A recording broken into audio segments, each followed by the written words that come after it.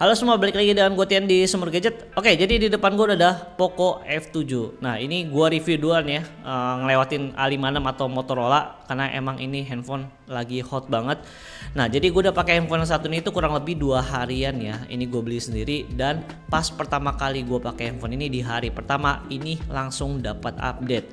Nah, update-nya ini untuk memfikskan masalah kayak yang namanya overheating. Itu udah di fix di update kali ini. Ini gue pakai sehari-hari di penggunaan yang gak terlalu berat. Ini udah nggak kerasa panas sama sekali. Tapi kalau misalkan nih pakai main game dengan grafis yang rata kanan, game berat gitu kayak Racing Master, ini HP-nya lumayan cukup hangat sih. Tapi tergantung sih, itu kalian pakai WiFi atau pakai paket data. Tapi seenggaknya untuk penggunaan harian ini udah nggak panas sama sekali. Nah, selanjutnya gue mau bahas soal desain nih. Gue pribadi suka banget sama desain Poco kali ini karena di bagian framenya akhirnya sekarang udah pakai aluminium atau metal. Jadi berasa digenggam di tangan ini tuh bener-bener solid banget, udah kayak handphone premium. Nah, di bagian back covernya ini tuh juga pakai kaca ya. Dan kalau misalnya kalian pilih yang warna putih kayak gini, ini tuh bagian belakangnya teksturnya itu matte ya. Jadi nggak gampang nempel sidik jari. Ini menurut gue bagus sih warna yang putih ini. Cara ukuran ini emang lebih bongsor sih. Dan ukurannya menurut gue ini 11-12 sama Samsung Galaxy A56.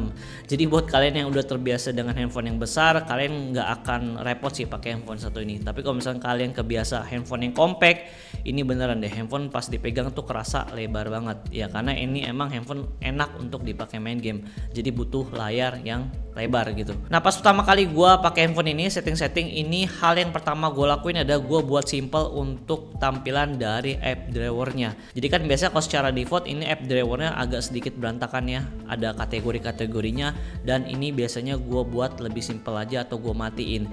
Nah, caranya buat kalian yang belum tahu, ini gampang banget. Kalian tinggal buka aja di bagian app drawernya dan kalian pilih yang bagian setting. Nah, di sini kalian bisa matikan yang namanya app suggestions, lalu di bagian manage app kategorinya dimatiin juga. Jadi sekarang tampilannya itu udah lebih simpel dan nggak ribet gitu untuk ngeliatnya, nggak semeraut lah. Nah, yang menarik ya kalau misalnya kita pakai Poco Launcher ini, kita tuh dikasih banyak banget widget ya. Di sini widgetnya lucu-lucu banget, sampai ada widget untuk peliharaannya juga. Di sini gue melihara kucing dan bisa dibikin gerak juga kucingnya. Ini menurut gue lucu sih, unik aja. Dan ini menurut gue untuk bagian widgetnya emang bagus-bagus sih. Kalian bisa cobain aja satu-satu. Lalu kalau misalkan ngomongin soal iklan, ini sebenarnya masih ada iklan ya, yaitu seperti biasa yang namanya Xiaomi atau Poco itu iklannya ada di aplikasi bawaannya mereka, yaitu di Mi Video. Ini iklannya ini menurut gua lumayan cukup agresif. Tapi sebenarnya caranya gampang banget, kan bisa disable aja untuk iklannya di aplikasi Mi Videonya. Dan kalau misalkan emang masih mengganggu, ya kalian tinggal disable aja untuk notifikasinya. Nggak cuma itu aja, untuk aplikasi yang lain kayak misalkan Get Apps ini juga lumayan cukup ganggu ya iklannya. Jadi ini biasanya gue matiin aja untuk notifikasinya biar nggak numpuk gitu di notifikasi center gue. Selanjutnya kalau misalnya kita ngomongin soal haptic feedback, ini udah enak banget ya. Ini khasnya Poco lah dari dulu. Ini nggak pernah ngecewain. Dia kalau nggak salah tuh pakai X-axis linear motor.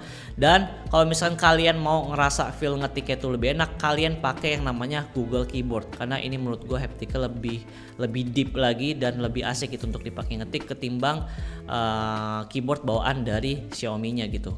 Hal yang menarik juga di handphone ini adalah di bagian layarnya. Ini kerasa banget, layarnya ini bagus banget. Ukuran layarnya cukup besar ya, yaitu di 6,83 inch. Dan ini dia punya resolusi di 1,5K. Jadi lebih tajam lagi untuk resolusinya. Untuk panelnya dia pakai panel AMOLED dan dia udah bisa nampilin warna sampai 68 miliar warna. Untuk refresh rate dia di 120 Hz, support Dolby Vision, HDR10+, dan untuk lapisan dari proteksi sendiri dia udah pakai Corning Gorilla Glass 7i. Jadi ini udah kekinian banget lah. Dipakai nonton Netflix juga, ini dia udah support HDR10 dan Dolby Vision juga. Jadi nggak ada masalah dan gua rasa kalian nggak akan komplain dengan kualitas layarnya ini. Secara default sih untuk color scheme ya, di sini dia adalah original color pro ya. Jadi warnanya itu lebih natural. Ini kalian bisa edit foto ataupun edit video di sini. Tapi kalau misalnya kalian mau bikin warnanya lebih gonjreng lagi, ini kalian pindahin aja ke mode vivid. Dan sebenarnya juga ini masih banyak pilihan yang lainnya ya, dan kalian bisa atur-atur juga secara manual. Ini tuh tipikal layar yang menurut gua kelasnya udah level yang cukup tinggi sih, karena ini tuh kita bisa atur untuk kualitas warnanya juga, disesuaikan aja dengan kebutuhan kita. Hal yang menurut gua rada mengganggu seperti biasa ya di HyperOS ini adalah di bagian refresh rate-nya, karena ya ini dia tuh nggak bisa bisa mentok sampai di 120 Hz di semua aplikasi. Jadi kayak aplikasi-aplikasi sosial media itu dia mentok aja di 60 Hz. Cara satu-satunya ya kita set aja secara manual di sini ke 120 Hz. Sebenarnya secara konsumsi daya baterai ini menurut gua nggak terlalu jauh beda ya dengan kita pilih yang secara default. Jadi ya menurut gua akhirnya ini gue pindahin aja ke 120 Hz biar gue dapetin sensasi layarnya ini tuh halus banget di semua aplikasi. Di bagian performance, Poco F7 ini udah pakai Snapdragon 8S Gen 4 dan ini menurut gue kenceng banget. Skor Antutunya ini gue bisa dapat 2 juta untuk di mode ultimate. Dan gue udah coba tes benchmark pakai 3D Mark Wildlife Stress Test. Ini gue juga bisa dapat stabilitas itu di 70-an%. Jadi menurut gue ini udah oke banget. Dipakai main game kayak misalkan game Racing Master ya, tadi gue udah coba juga. Ini tuh gue bisa dapat frame rate mentok di 60 fps ya, dan settingan grafiknya juga rata kanan. Ini menurut gue udah nyaman banget. Untuk Genshin Impact juga bisa di highest 60 fps dan ini gue bisa dapat fps yang cukup stabil. Ini gue mainin sekitar 20 menitan. So far ini sebenarnya udah enak sih untuk dipakai main game. Untuk suhu panasnya juga ini menurut gue masih terbilang wajar sih, nggak terlalu panas yang gimana gitu. Ini tergantung kalian aja mainnya lagi di ruangan ber-AC atau enggak. Saran gue kalau misalnya kalian mau main game lama-lama dan gamenya itu lumayan cukup berat, kalian wajib pakai cooler tambahan biar handphone ini aman. Dan sayangnya aja di handphone ini tuh nggak ada fitur namanya bypass charging ya. Di bagian speaker ini udah dual stereo speaker ya, dan dia udah ada fitur Dolby Atmos. Untuk equalizernya kalian bisa atur-atur juga sesuka kalian. Untuk kualitas suaranya menurut gue ini udah oke, udah cukup lantang, bassnya cukup berasa asal kita atur ya untuk bagian equalizernya. Dan gua nggak ada komplain sama sekali sih untuk kualitas speakernya.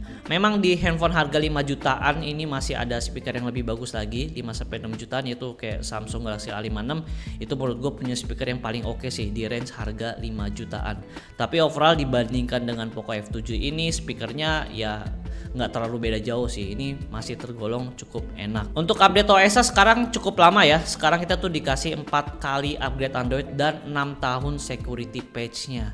Dan kemarin juga kita udah dapat 1 kali update, dan semoga ya ini Poco akan lancar untuk kasih kita updatean setiap bulannya tanpa telat sedikit pun. Gue berharap itu aja sih. Yang penting handphonenya tuh biar bisa lebih optimal lagi di semua game atau bug-bug yang masih mengganggu sekarang ini difixkan di update yang akan mendatang.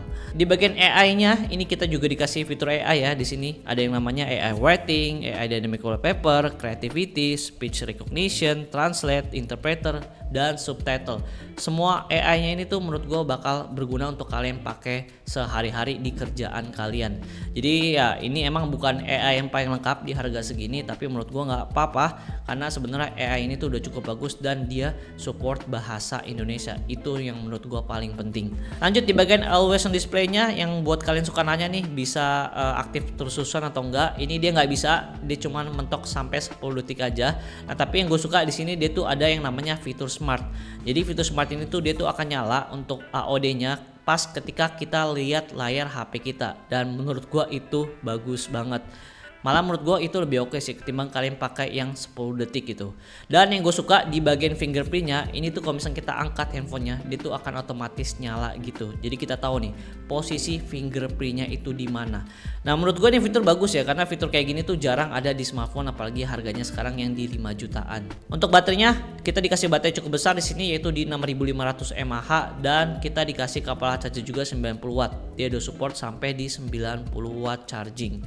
Dan handphone ini juga support reverse wire charging juga, jadi kalian bisa ngecas handphone lain pakai USB Type-C, itu outputnya bisa sampai di 22,5 watt. Jadi menurut gua ini udah oke banget. Untuk fitur wireless charging sayangnya aja di sini nggak ada, menurut gua nggak masalah karena ya spek lainnya ini udah mahal banget isinya. Jadi ya wajar aja kalau misalkan kayak fitur wireless saja nggak ada di handphone yang satu ini. Untuk screen on time di sini gue bisa dapet di 6 jaman ya. Dengan tadi pagi itu gue ngecas di hari Sabtu, itu gue ngecas selesai sampai 100% tuh di jam 12 siang. Dan sekarang di hari Minggu jam berapa ini? Jam 2 pagi ini baterainya ini masih di 28%. Jadi ini harusnya screen on time gue bisa dapet di 6 jam sampai di 7 jam. Menurut gue untuk penggunaan gue tadi gue main game kayak game Racing Master, main Minecraft anak gue, ini udah aman banget untuk dipakai seharian. Kalian mungkin akan bisa ngecas sehari sekali, atau mungkin buat penggunaan kayak gue yang sering wifi ataupun paket data campur-campur, ini bisa ngecas 2 hari sekali. Jadi untuk baterai ini menurut gue udah aman banget. Untuk bagian kamera, di belakangnya udah ada 2 kamera ya. Lensa wide-nya ini tuh di 50 megapiksel f1.5 dan dia udah ada OAS-nya. Selanjutnya untuk di bagian lensa ultra wide, dia di 8 megapiksel f2.2. Untuk hasil fotonya menurut gue ini udah bagus ya di keadaan delete ataupun low light. Cuman memang di beberapa kondisi ini kadang fotonya malah agak sedikit underexpose gitu. Mungkin buat kalian yang suka foto seperti itu, kalian nggak akan masalah dengan hasil fotonya karena ya ini pasti oke-oke aja. Cuman buat orang yang suka hasil fotonya tuh langsung kayak gonjreng gitu atau langsung terang gitu fotonya, ini kalian gue yakin gak akan suka dengan hasil foto dari handphone yang satu ini. Tapi itu nggak masalah, tinggal diedit aja, itu udah beres. Untuk handphone sekelas Poco yang mengutamakan soal performance, menurut gue untuk hasil kameranya ini udah oke banget. Kalau misalnya kita ngomongin soal fotografi, nah gimana untuk videografinya? Untuk kamera belakangnya, lensa utamanya, dia kan udah ada OIS-nya ya. Ini dia bisa ngerekam sampai di resolusi 4K 60 fps. Secara footage ini menurut gue udah stabil ya. Cuman untuk autofocusnya kadang kayak kedut-kedut gitu loh. Ini masih harus di fix sama update software selanjutnya sih, biar hasil footage-nya tuh autofocusnya nggak kedut-kedut gitu. Tapi secara kestabilan footage-nya ini menurut gue udah oke. Untuk kamera depannya juga sayangnya aja sebenarnya dia tuh nggak support sampai di resolusi 4K. Dia cuma mentok di Full HD 60 fps aja. Nah kalau misalnya kita ngomongin soal kamera selfie-nya, ini menurut gue udah oke banget kalau misalnya kalian mau pakai untuk vlog. Hasil footage-nya stabil dan dynamic-nya juga cukup oke. Overall sih paling PR Poco adalah di bagian kamera utamanya aja sih, yaitu di bagian autofocusnya aja yang menurut gue ini bisa di fix di software update. Untuk fitur lainnya, handphone ini udah ada IP rating ya, yaitu IP68. Jadi harusnya aman nih untuk kecelup-celup gitu, kehujanan atau mungkin nggak sengaja kena air, keguyur air, ini harusnya udah aman. Ya overall sih handphone ini menurut gue udah oke banget lah untuk seri Poco. Performance-nya dapet, layarnya bagus, terus baterainya gede, pengecasan cepet. Fitur-fitur lain juga banyak banget di sini, dan untuk kameranya menurut gua ini udah cukup oke di kelas handphone harga 5 jutaan.